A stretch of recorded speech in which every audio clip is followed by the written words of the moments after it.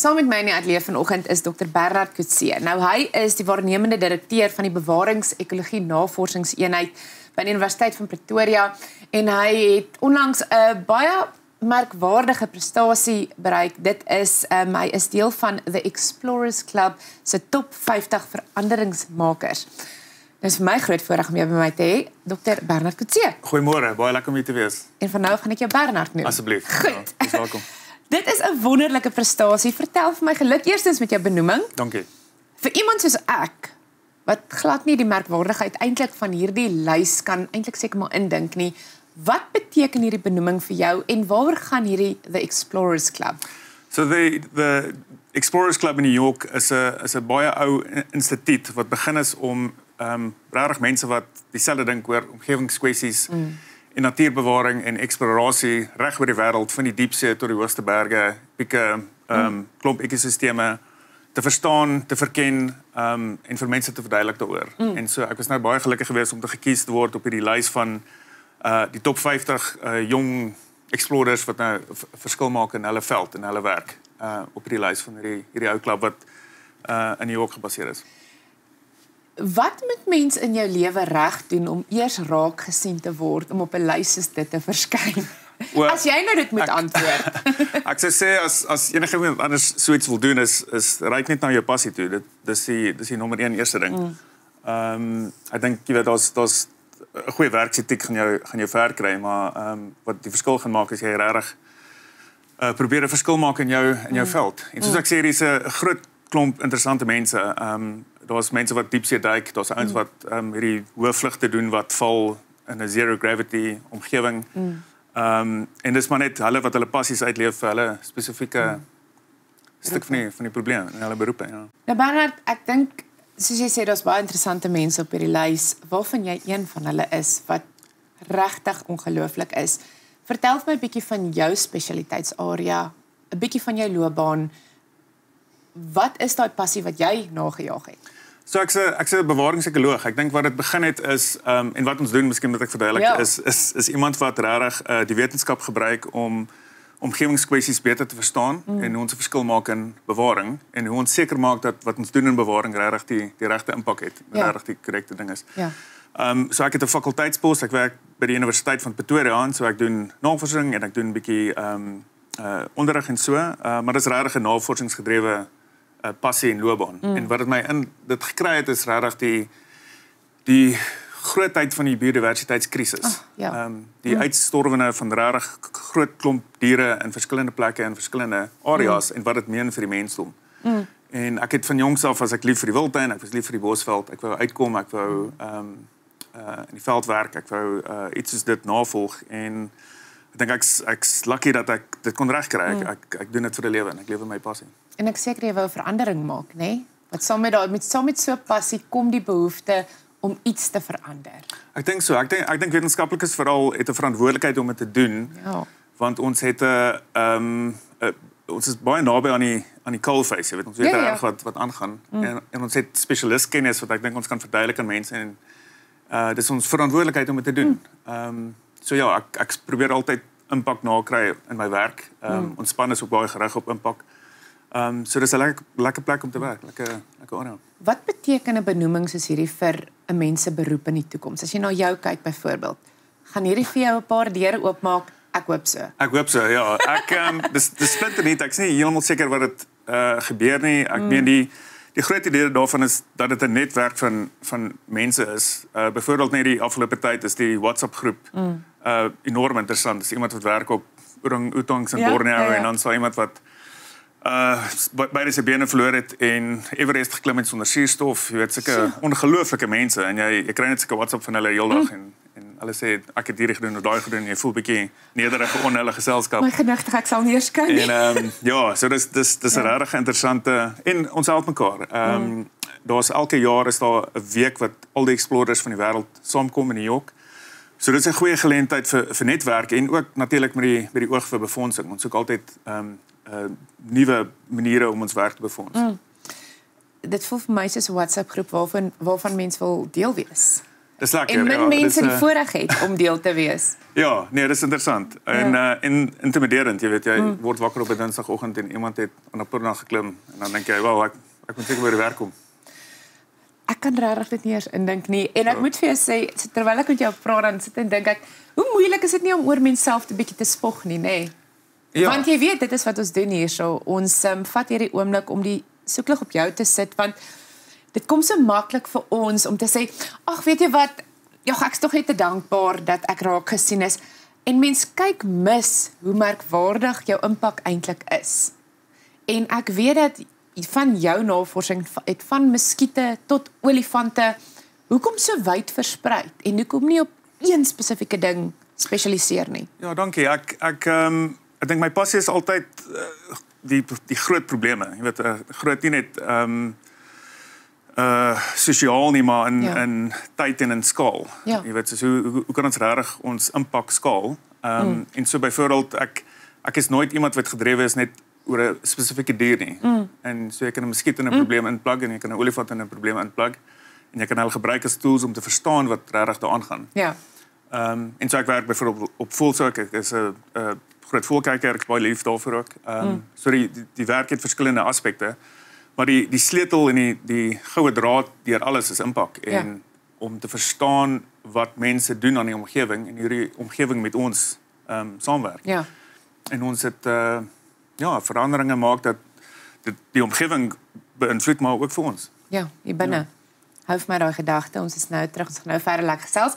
Kom ons kyk net gou-gou na ons landboukalender met trots geborg deur FR+.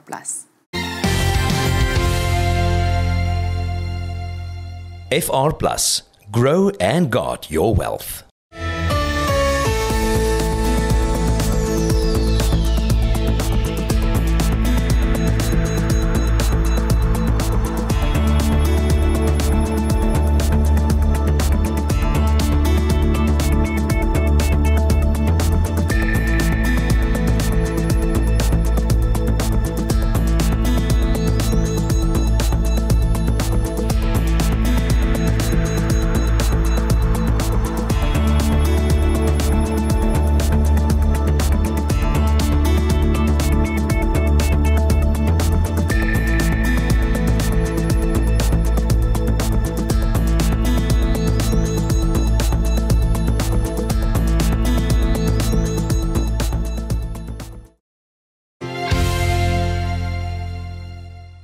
Gesels verder met Dr. Bernard Coetzee en ons praat 'n bietjie oor sy merkwaardige benoeming en hy's op 'n lys van The Explorers Club en dit is 50, dis eintlik maar die top 50 veranderingsmakers in omgewingsake.